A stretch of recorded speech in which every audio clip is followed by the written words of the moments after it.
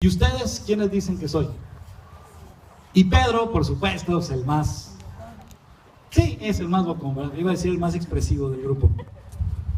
Se levanta y dice: tú eres el Cristo, el Hijo de Dios. Y Jesús dice: bienaventurado eres, porque mi Padre que está en los cielos te lo ha revelado. Pues gloria a Dios. Entonces, ¿quién es el Cristo? ¿Quién es Jesús?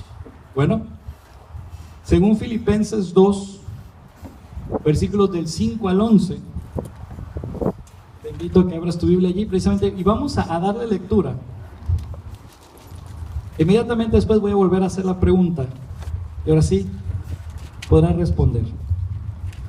Dice la palabra del Señor, la carta de Pablo a los Filipenses, en el capítulo 2, versículos del 5 al 11, dice: haya pues en vosotros este sentir que hubo también en Cristo Jesús, el cual, siendo en forma de Dios, no estimó el ser igual a Dios como cosa a que aferrarse, sino que se despojó a sí mismo, tomando forma de siervo, hecho semejante a los hombres, y estando en condición de hombre, se humilló a sí mismo, haciéndose obediente hasta la muerte y muerte de cruz. Por lo cual Dios también le exaltó hasta lo sumo y le dio un nombre que es sobre todo nombre, para que en el nombre de Jesús se doble toda rodilla de los que están en los cielos y en la tierra y debajo de la tierra, y toda lengua confiese que Jesucristo es el Señor, para gloria de Dios Padre. Entonces, ¿quién es Jesucristo? ¿Quién es Jesucristo? Es el Señor. ¿Quién es Jesucristo? El Señor. Es el Señor. Y según lo que la Biblia nos enseña, es el Señor en el cielo, en la tierra y en el infierno. El diablo no gobierna el infierno, lo gobierna Jesús. Él es el que manda, Él es el que ordena, es el que dice y se hace, da una orden y se obedece. Él venció al diablo en la cruz, lo humilló públicamente, bajó al infierno, predicó a las almas que habían muerto durante el tiempo del diluvio, se las llevó con Él y le arrebató el control, las llaves de la muerte y del infierno. Así que, ¿quién es Jesucristo? Es el Señor. Vamos a orar. Hermoso Rey, gracias porque nos permites estar aquí, pero no solamente estar aquí en este lugar en domingo, sino que nos permites estar en esta época, aproximadamente 2016 años después, recordando lo que hiciste por amor a la humanidad, que ni siquiera habían nacido nuestros tatarabuelos y tú ya habías pensado en nosotros colgado en esa cruz. Gracias, Señor, porque nos has dado vida y ahora doblemente vida, puesto que hemos nacido y ahora en ti y por tu sangre somos nacidos de nuevo.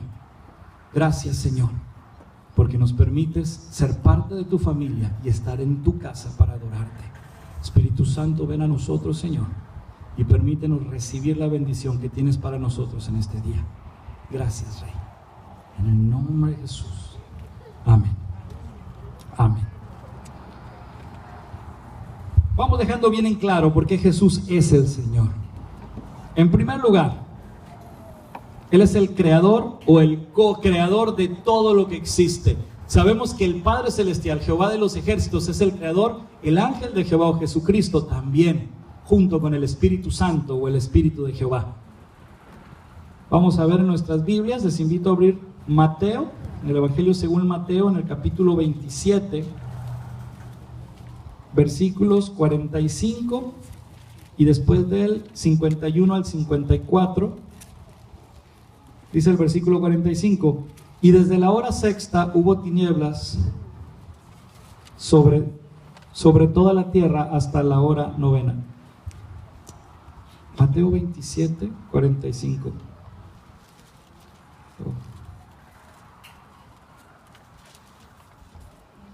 ¿Esto qué significa? La creación misma, al ver a su creador en esa cruz, se indignó. Hubo tinieblas, también hubo un gran terremoto que sacudió la tierra. Entonces, aquí vemos cómo es que la creación misma responde ante el dolor de su creador. Vamos al versículo 51 al 54. Dice, y he aquí el velo del templo se rasgó en dos de arriba abajo, y la tierra tembló, y las rocas se partieron, y se abrieron los sepulcros, y muchos cuerpos de santos que habían dormido se levantaron. Y saliendo de los sepulcros, después de la resurrección de él, vinieron a la santa ciudad y aparecieron a muchos. El centurión y los que estaban con él guardando a Jesús, visto el terremoto y las cosas que habían sido hechas, temieron en gran manera y dijeron, verdaderamente este era Hijo de Dios. ¿Por qué? Porque la creación misma reaccionó ante el dolor del Creador. Vamos ahora al Evangelio según Juan, capítulo 1.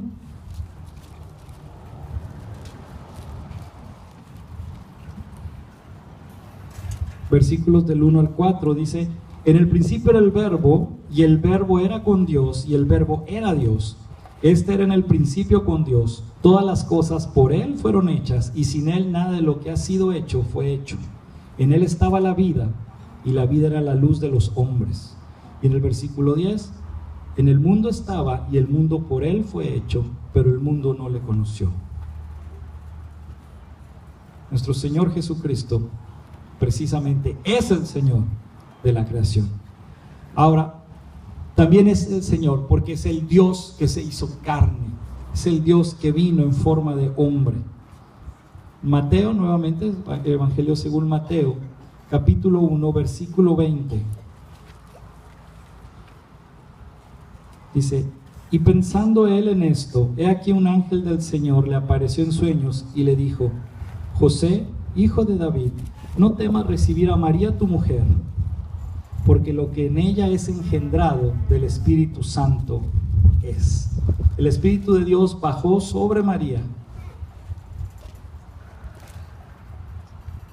y él hizo la obra para que ella quedara embarazada, y de allí se formaría el cuerpo que nuestro Señor Jesucristo usaría. Él es el Dios que vino en forma humana. Lucas capítulo 2.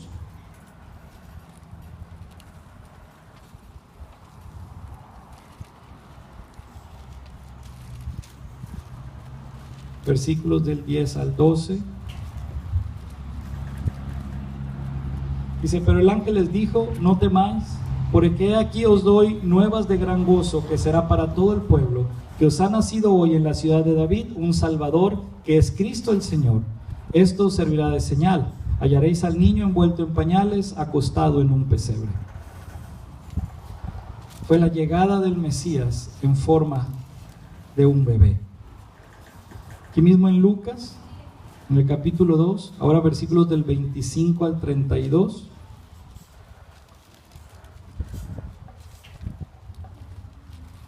Dice, y aquí había en Jerusalén un hombre llamado Simeón, y este hombre justo y piadoso esperaba la consolación de Israel, y el Espíritu Santo estaba sobre él, y le había sido revelado por el Espíritu Santo que no vería la muerte antes que viese al ungido del Señor. Y movido por el Espíritu vino al templo, y cuando los padres del niño Jesús lo trajeron al templo para hacer por él conforme al rito de la ley, él le tomó en sus brazos y bendijo a Dios diciendo, ahora Señor, despides a tu siervo en paz conforme a tu palabra, porque han visto mis ojos tu salvación, la cual has preparado en presencia de todos los pueblos, luz para revelación a los gentiles y gloria de tu pueblo Israel. Vamos a ver el Evangelio según San Juan.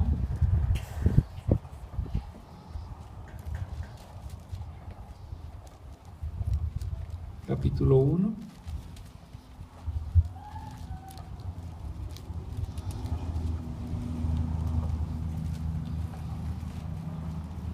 Es importante que tengas tú en cuenta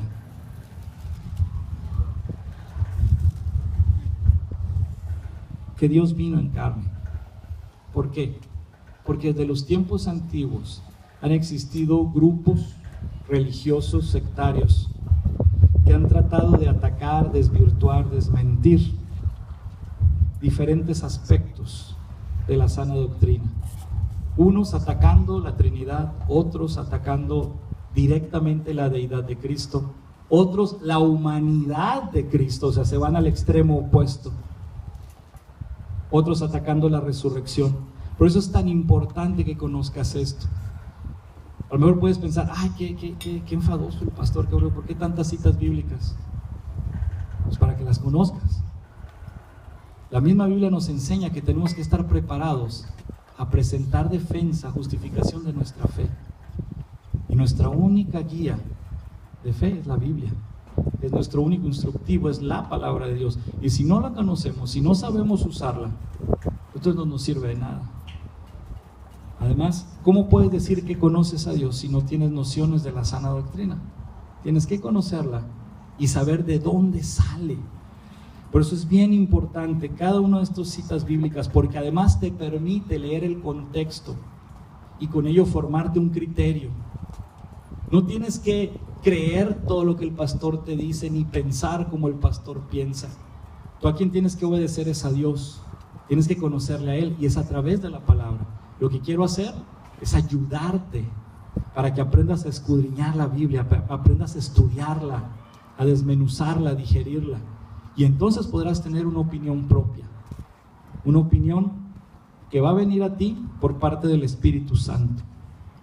Y entonces vas a poder estar en paz, vas a poder estar seguro, vas a estar parado en firme y no nada más con ideas sin fundamento. Una persona que vive con ideas sin fundamento, alguien que no lee la Biblia, pues lo convencen fácil de cualquier cosa, anda rondando, o dicen de chapulín, de iglesia en iglesia, escuchando de todo pero aprendiendo nada. Entonces es importante que conozcas, y si puedes hacer apuntes muchísimo mejor. Juan capítulo 1 versículos 11 y 12, hablando de que Jesús vino en la carne, dice: a lo suyo vino y los suyos no le recibieron, mas a todos los que le recibieron, a los que creen en su nombre, les dio potestad de ser hechos hijos de Dios. Versículos 14 y 15: y aquel verbo fue hecho carne y habitó entre nosotros, y vimos su gloria, gloria como del unigénito del Padre, lleno de gracia y de verdad.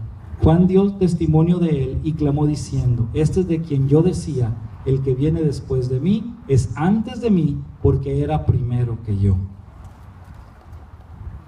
Y primera de Juan capítulo 4, por supuesto, es uno de los pasajes más conocidos que hablan acerca de esto, de que Jesús vino en la carne. Inclusive es como una forma de advertencia.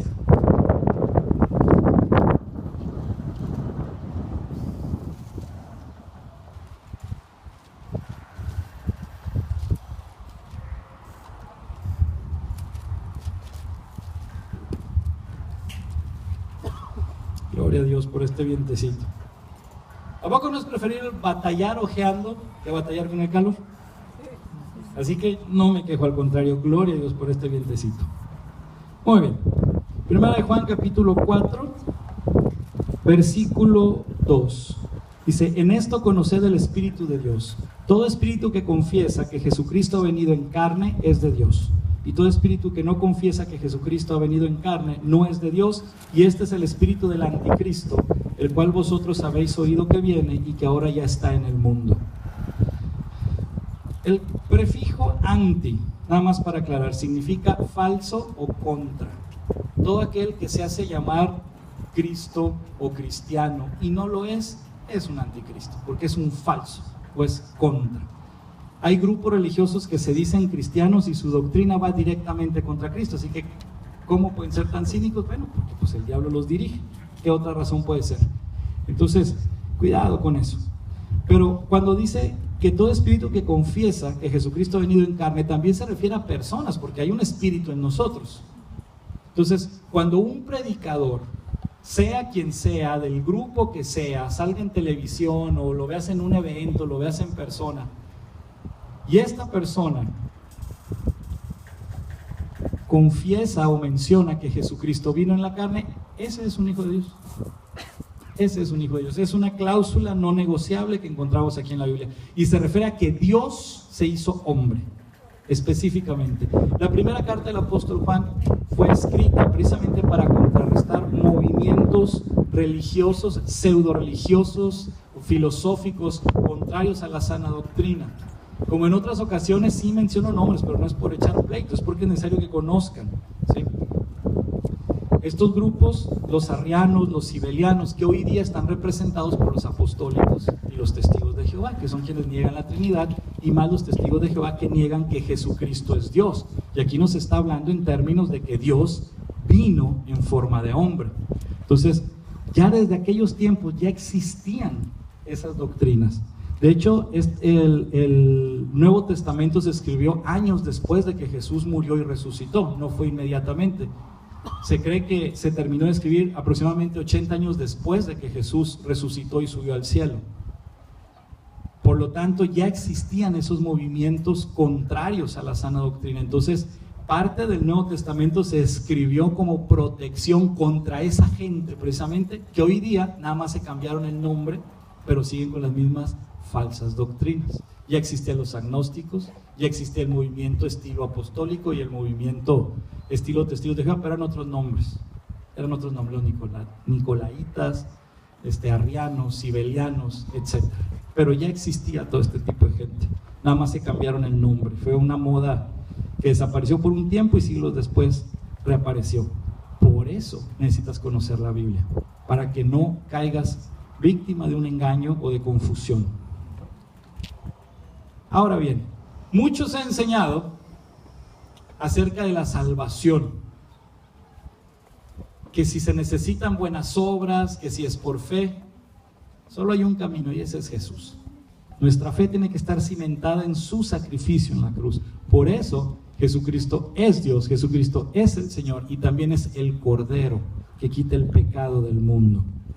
Isaías 53:7, vamos a verla desde la profecía dada por Dios a través de boca y mano del profeta Isaías. Capítulo 53, versículo 7 dice: angustiado él y afligido, no abrió su boca, como cordero fue llevado al matadero, y como oveja delante de sus trasquiladores, enmudeció y no abrió su boca. Si nosotros vemos los pasajes en los 4 evangelios que hablan de la muerte de Cristo, él jamás se quejó. Y ya estando en la cruz, esa famosa predicación de las 7 palabras o las 7 frases, solamente. Y una de ellas, de las más significativas, fue: Padre, perdónalos porque no saben lo que hacen. Él es el Cordero que quita el pecado del mundo. Vamos a ver el Evangelio según San Juan, capítulo 1, versículo 27.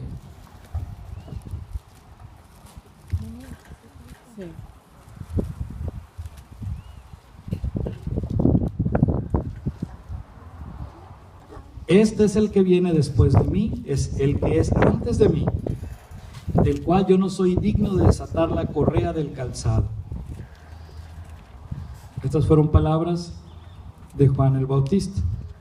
Y en el versículo 37, ese fue el versículo 27, ahora el versículo 36, dice: y mirando a Jesús que andaba por allí, dijo: he aquí el Cordero de Dios. He aquí el Cordero de Dios. Y eso se refería. Él era el Mesías y él venía a morir. Vamos ahora a Hechos capítulo 8, versículo 32. Sí. En este pasaje, Felipe fue llevado al desierto por el Espíritu y ahí se encontró con un etíope. Por ser etíope se cree que era un negro. Y este señor venía en una carreta y venía leyendo unos escritos que al parecer eran del profeta Isaías. Entonces le ofrece raite a Felipe. Felipe se sube a la carreta y van platicando en el camino. Entonces pues aprovecha y le empieza a hablar de Cristo. Y en ese momento, dice aquí, el pasaje de la escritura que leía era este: como oveja a la muerte fue llevado, y como cordero mudo delante del que lo trasquila, así no abrió su boca. Y aquí Felipe aprovechó para explicarle que hablaba acerca de Jesucristo. Y el mismo etíope se detiene, voltea a Felipe y le dice: bueno, ¿y por qué no me bautizas de una vez? Ahí hay agua, ahí hay agua. Y gloria a Dios, allí mismo este hombre recibió a Cristo y fue bautizado. Entonces, Jesucristo es el Cordero que quita el pecado del mundo. Ahora vamos a la primera carta del apóstol Pedro.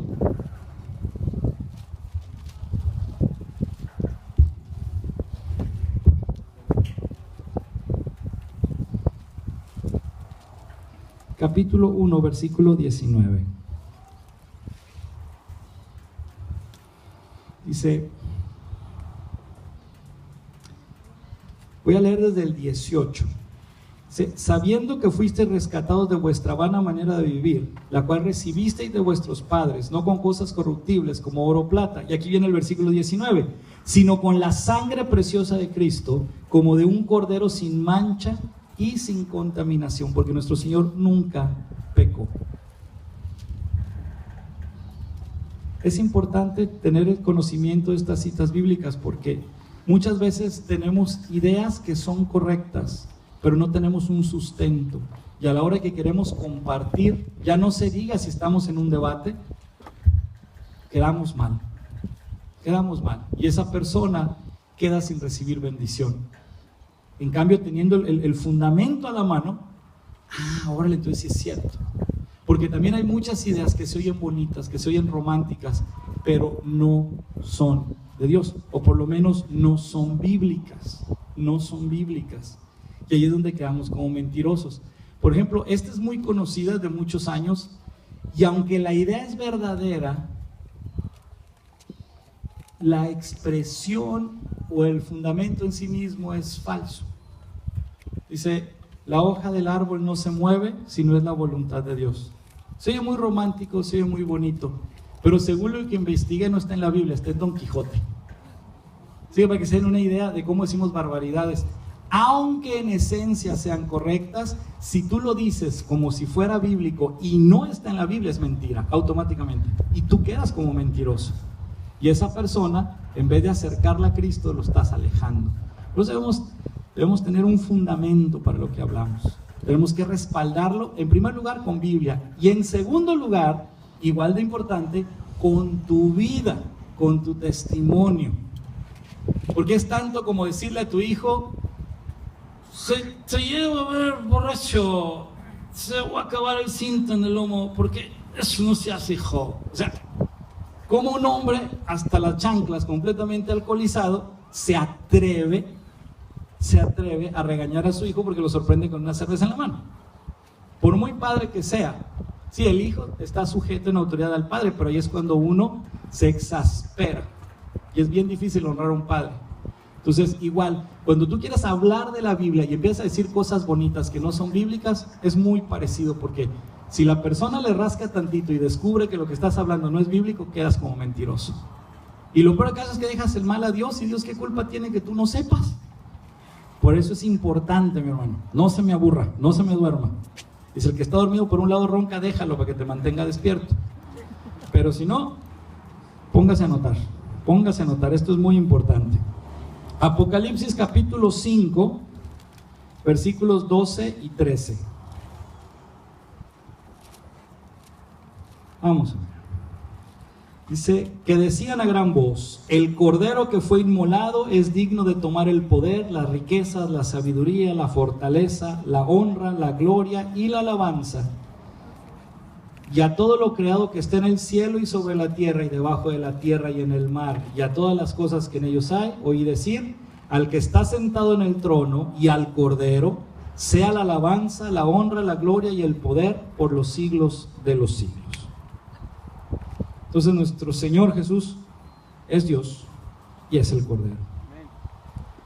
Ahora también, ¿cuántas veces no nos hemos sentido solos aún estando en Cristo?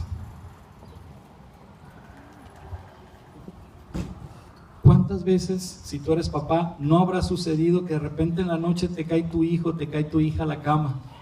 De repente sientes que algo se mueve, abres los ojos y ya ves el bulto que ahí viene para arriba. ¿Y qué pasó? Es que soñé feo. Y ahí viene y se te acurruca. O inclusive la expresión natural de cualquiera que se asusta, ¿no? ¿Cuál es? La gran mayoría que grita, ¡mamá! Es la primera reacción. Pero ¿a quién buscamos cuando tenemos miedo también? Papá. Mira, Dios no te deja solo. Y David lo dejó bien claro, Salmo 23, en el versículo 4. Y aunque ande en valle de sombra de muerte, no temeré mal alguno, porque tú estarás conmigo. Y ese es nuestro Señor. Según la Biblia, es el león de la tribu de Judá. Lo vemos desde el Génesis. Vamos al Génesis, del capítulo 49.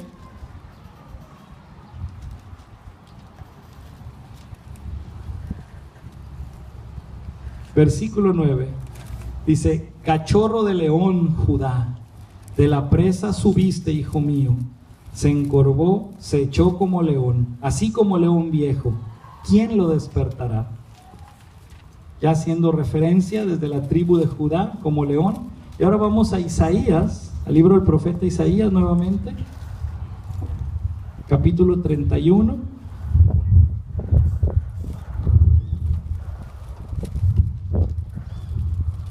Versículo 4.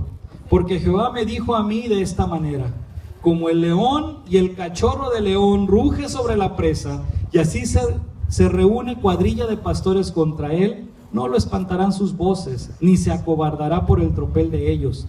Así Jehová de los ejércitos descenderá a pelear sobre el monte de Sión y sobre su collado. Aparentemente, la muerte de Jesús en la cruz fue un acto pasivo, pero requirió de muchísimo valor. Y como verán, Él es el león. Pero en ese momento Él se estaba acomodando, se estaba preparando estratégicamente para sorprender a su presa y atacar. ¿Se imaginan? El diablo sabía que Jesús iba a morir, pero no sabía que iba a resucitar. ¿Se imaginan la expresión de Satanás cuando le cayó el 20 de lo que estaba pasando? Que en ese momento se estaba pagando el precio por el pecado, era el sacrificio perfecto, y así la humanidad entera quedaba libre por siempre de sus ataduras. En ese momento supo de lo que se trataba. No se trataba de un hombre acobardado, se trataba de un león agazapado, listo para atacar. Y cuando Satanás se dio cuenta era demasiado tarde, porque ya tenía león encima. Porque cuando Jesús murió, le arrebató las llaves del infierno, el control sobre la muerte. Pero no solo eso, ahora Él se proclama como el Señor en la tierra. Ya no era Satanás el príncipe o el Dios de este mundo, ya no, porque fue destronado en el momento que Jesús murió en la cruz, y más aún al tercer día cuando Él resucitó, dejando bien en claro quién manda. Así que en eso podemos confiar, en eso podemos confiar.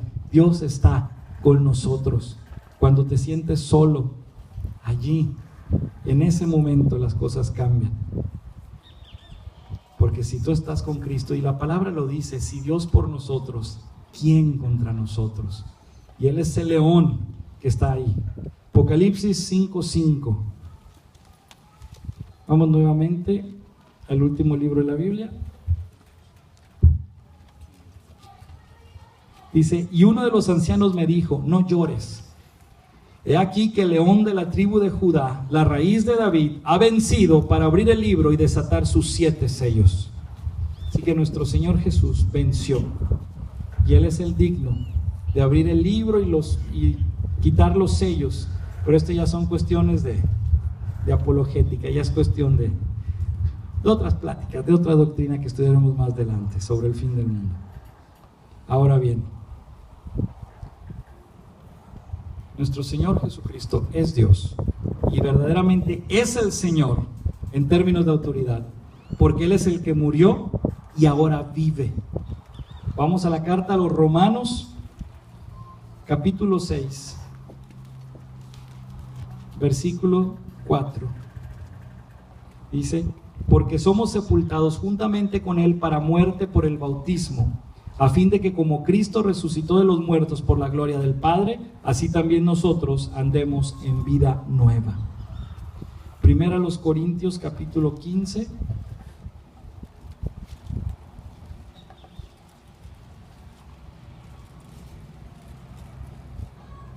Versículos del 12 al 14.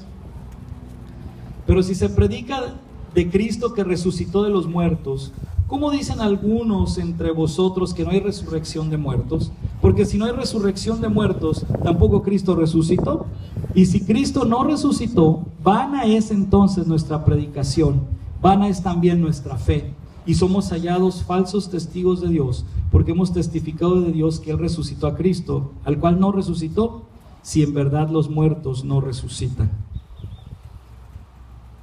Pero nuestro Señor verdaderamente resucitó. Y ahora, aquí en este mismo capítulo 15, vámonos al versículo 55 al 58, dice: ¿Dónde está, oh muerte, tu aguijón? ¿Dónde, oh sepulcro, tu victoria? Ya que el aguijón de la muerte es el pecado, y el poder del pecado la ley. Mas gracias sean dadas a Dios, que nos da la victoria por medio de nuestro Señor Jesucristo.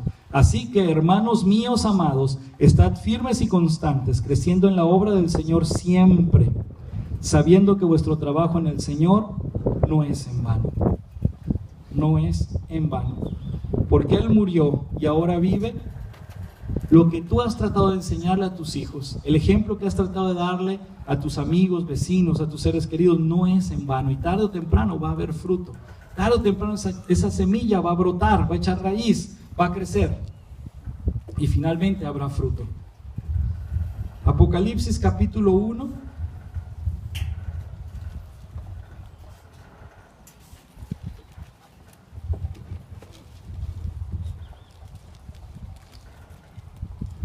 Versículos 17 y 18 dice: cuando le vi, caí como muerto a sus pies. Esto lo dice el apóstol Juan, a él se le dio esta revelación.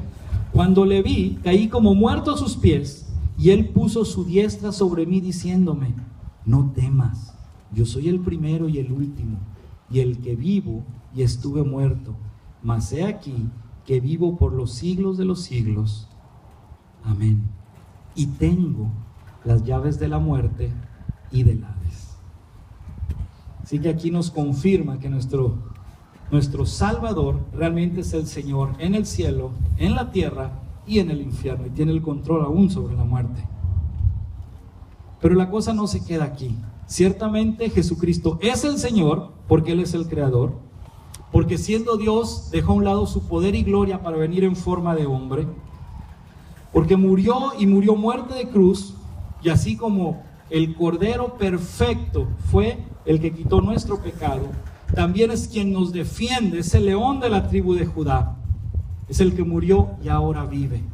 Pero hay una cosa más que tú y yo debemos tomar en cuenta: Él volverá por su pueblo. Él es el que volverá, y estos tiempos nos están indicando que se acerca esa venida. Primeramente será el rapto. Seremos levantados, seremos desaparecidos, ya nadie más nos verá. ¡Pum! Seremos levantados. Primeramente los muertos en Cristo van a resucitar, y luego todos juntos seremos levantados, los que se queden pobres de ellos. Pero esa no es la segunda venida, ese es el rapto. Solamente viene por su pueblo. Pero luego, después de que haya pasado todo el tiempo de la tribulación, ya los 7 años completos, 3 años y medio de paz y 3 años y medio de guerra y persecución, en ese momento, cuando Israel esté a punto de ser destruido, cuando estén a punto de morir los últimos cristianos, porque ciertamente se va a llevar a todos los hijos de Dios, de los que se queden, algunos se convertirán a Cristo todavía. Y de esos poquitos que queden con vida, cuando Israel esté a punto de desfallecer, cuando el mundo entero esté sobre él, el anticristo esté por aplastarlos, en ese momento nuestro Señor Jesucristo volverá en gloria, y nosotros junto con Él. Y ya no va a venir como Salvador, va a venir como un conquistador. Él no va a venir a rescatar, porque ya rescató a los que tenía que rescatar. Él va a venir a destruir, a matar a sus enemigos, a todo aquel que se haya inclinado ante la bestia o ante su imagen y su estatua. Los que tengan la marca de la bestia serán destruidos. Satanás mismo, el anticristo, serán destruidos. Porque nuestro Señor en ese momento va a volver, pero va a volver para vengarse, porque será el tiempo. Ahorita es el tiempo de la gracia. Ahorita es el tiempo de la salvación. Pero cuando nuestro Señor decida que es el momento, cuando el Padre diga: hoy seremos arrebatados, en ese momento, a los que se queden, que no hayan recibido a Cristo, la salvación ya no será gratuita. ¿En qué sentido? Les va a costar la vida. Cuando empiece la persecución, que ya ahorita decir que la homosexualidad es malo, ya quieren meter a la cárcel a pastores. Pues que me metan a la cárcel, porque yo voy a seguir predicando la verdad. No me voy a tener. Es más, si me meten a la cárcel, predico adentro de la cárcel. ¿Y a dónde me van a meter? No. La persecución va a venir y va a ser para matar gente. A los pocos que se conviertan a Cristo después del arrebatamiento les va a costar la vida. Y entonces el pueblo de Israel va a entender, porque toda esta situación del Apocalipsis y la tribulación es para que Israel entienda que Jesucristo es el Mesías, y entonces muchos se van a convertir a Cristo, y entonces se van a unir, y cuando el mundo entero venga sobre ellos para destruirlos, y el anticristo venga así para quererlos acabar, en ese momento nuestro Señor Jesús va a regresar, porque Él prometió que Él volverá. Pero primero nos va a llevar con Él, y después vamos a volver detrás de Él para terminar lo que Él empezó. Vamos a ser testigos de lo que nuestro Señor va a hacer en batalla, y entonces Satanás va a ser destruido. Vamos a ver lo que nos dice su palabra, y con esto terminamos por hoy. Estamos celebrando la victoria de nuestro Dios al resucitar, no solamente al morir en la cruz, sino al vencer la muerte al tercer día. Y con ello también estamos recordando su promesa de que Él volverá para hacer completa y absoluta su victoria. Ciertamente Él ya venció y con eso nos dio libertad, pero falta la última victoria, que es la destrucción de Satanás. Dice Mateo capítulo 16, versículo 27. Dice: porque el Hijo del Hombre vendrá en la gloria de su Padre con sus ángeles, y entonces pagará a cada uno conforme a sus obras. Voy a leer el 28 de una vez. De cierto os digo que hay algunos de los que están aquí que no gustarán la muerte hasta que hayan visto al Hijo del Hombre viniendo en su reino. Este es un gran misterio, pero es algo hermoso. Luego, Mateo 24, versículo 44.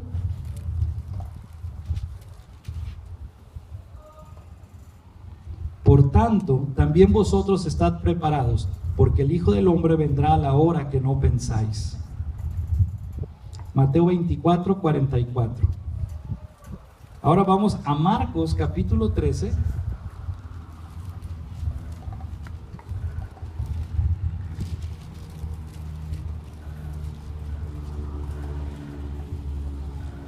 Versículo 26. Dice: entonces verán al Hijo del Hombre que vendrá en las nubes con gran poder y gloria. Aquí todo este pasaje a partir del 24 hasta el 37 nos habla de la venida de Jesucristo. Es algo muy muy interesante. Ahora vamos al libro de los Hechos.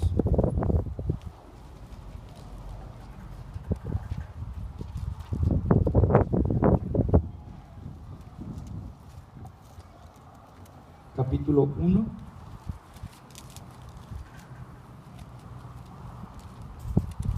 versículos 10 y 11. Dice: y estando ellos con los ojos puestos en el cielo, entre tanto que Él se iba. Es más, lo voy a leer desde el 6 para que quede claro todo el contexto. Entonces los que se habían reunido le preguntaron diciendo: Señor, ¿restaurarás el reino de Israel en este tiempo?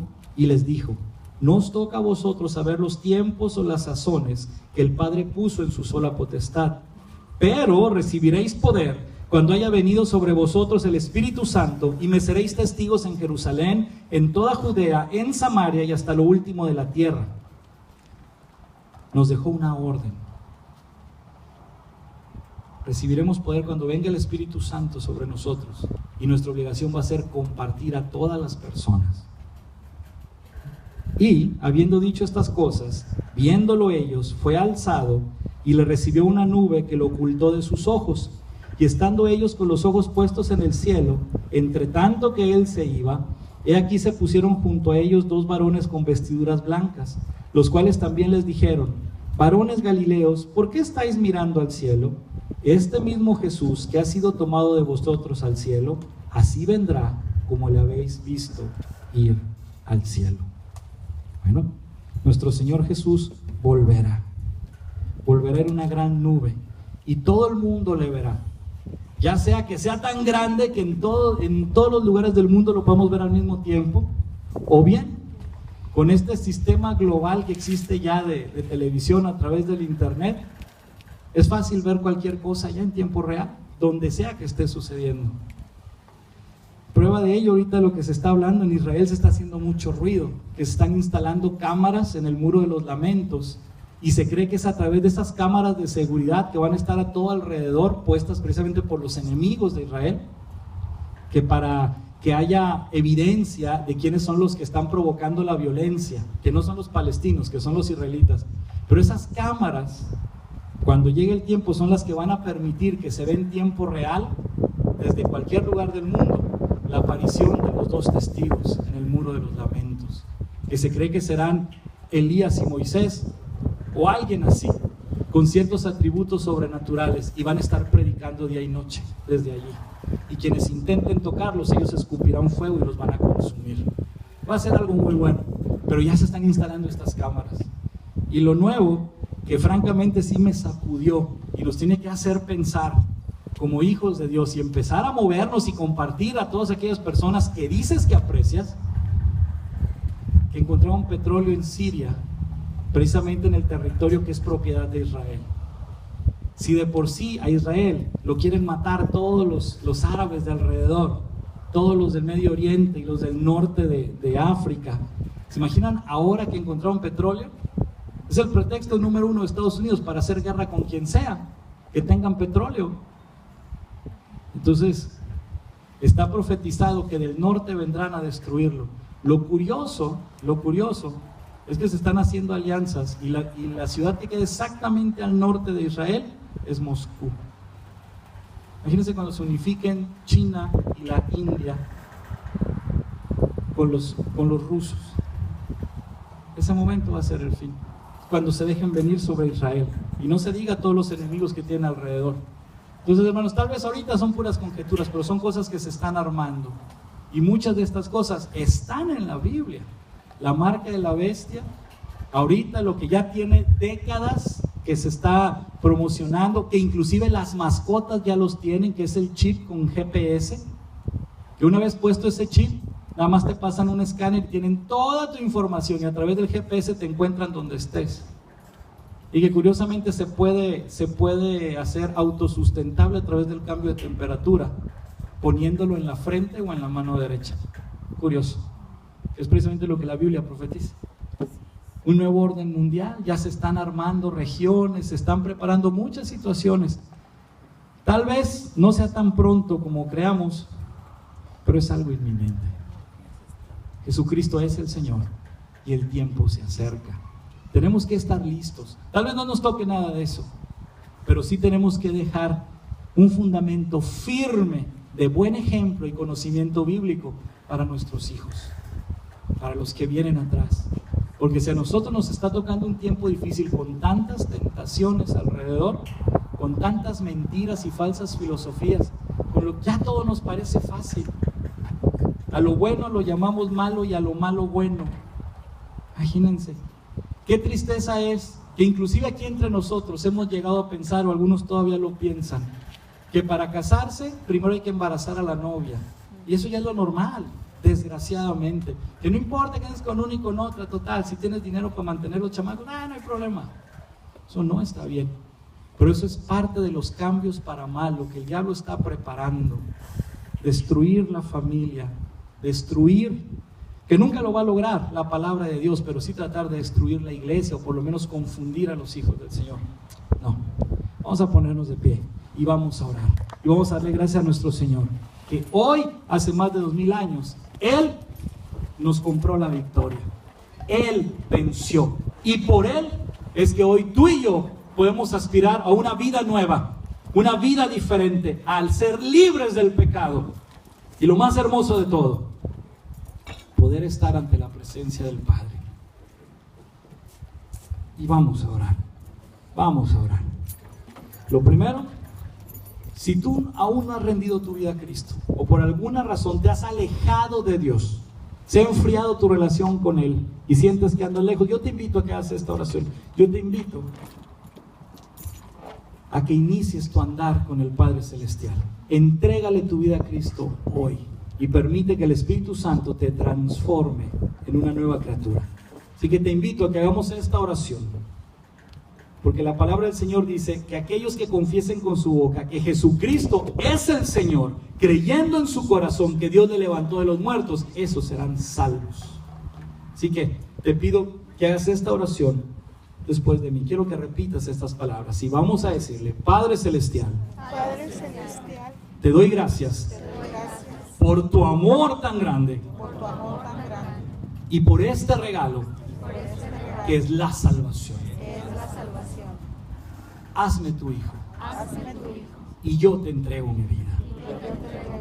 Escribe mi nombre en el libro de la vida y transfórmame y dame una vida nueva.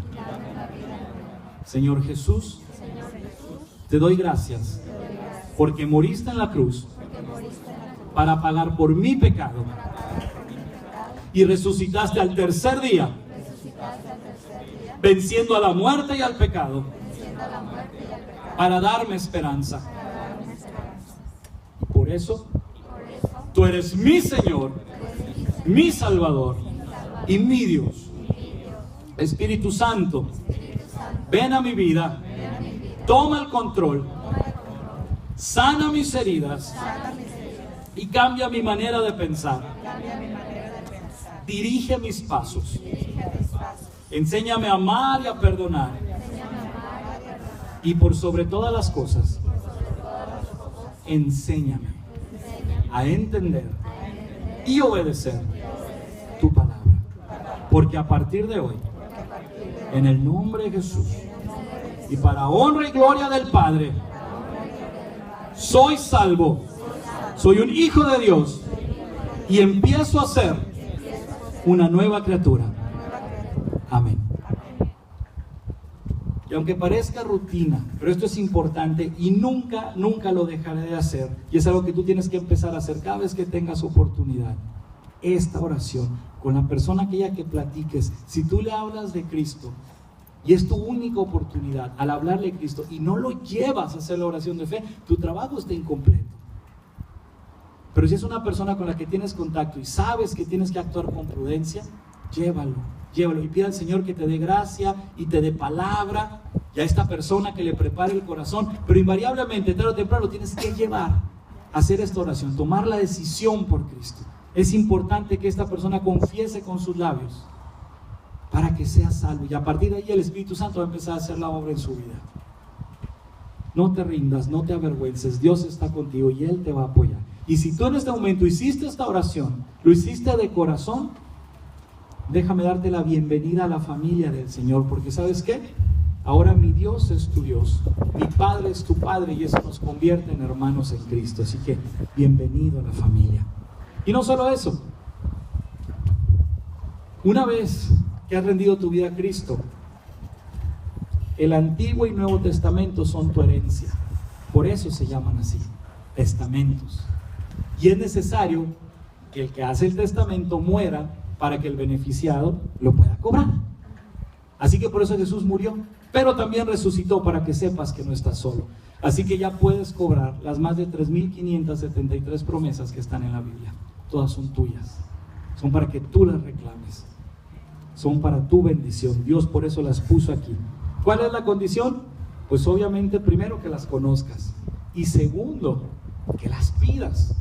Hay algunas bendiciones que sí están condicionadas, pero aún la condición es para bendecirte. Por ejemplo, honra a tu padre y a tu madre para que te vaya bien y seas de larga vida.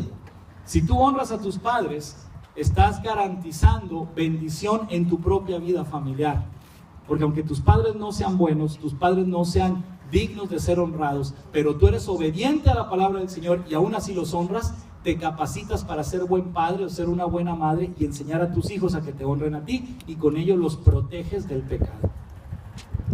Por lo menos les das una mayor oportunidad para que sea más fácil para ellos rendir su vida a Cristo, porque les darás un buen ejemplo. Y así por el estilo.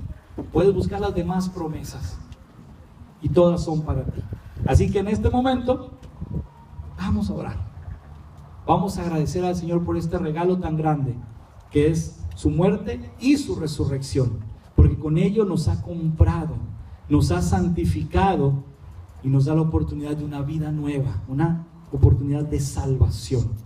Entonces vamos a alabar a nuestro Dios orando, vamos a buscar su presencia. Sea agradecido por lo que Él ha hecho por ti. Tal vez tú puedes decir, no, pero yo sigo igual de pobre, sigo igual de enfermo. No, Él no murió en la cruz para quitarte lo pobre ni lo enfermo. Él murió en una cruz para rescatar tu alma del infierno, y eso es lo que tienes que agradecer. Y cuando el Espíritu Santo toma el control de tu vida y te empieza a transformar, muchas de esas cosas se corrigen. Porque si eres pobre por flojo o por ignorante, el Espíritu Santo te va a corregir y vas a empezar a cambiar, vas a aprender a ahorrar, vas a aprender a trabajar. Si eres pobre porque tomas, fumas, te malgastas tu dinero en cosas inapropiadas, el Espíritu Santo te va a enderezar, ¿sí? Entonces, sé agradecido con el Señor por la oportunidad que te da. Y sí, Él puede sanarte, porque Él quiere y Él puede, pero su prioridad es tu alma. Rinde tu vida a Él. Y entonces podrás ver la diferencia en tu vida y en tu familia. Y vamos a orar. El altar está abierto. Ven por tu bendición.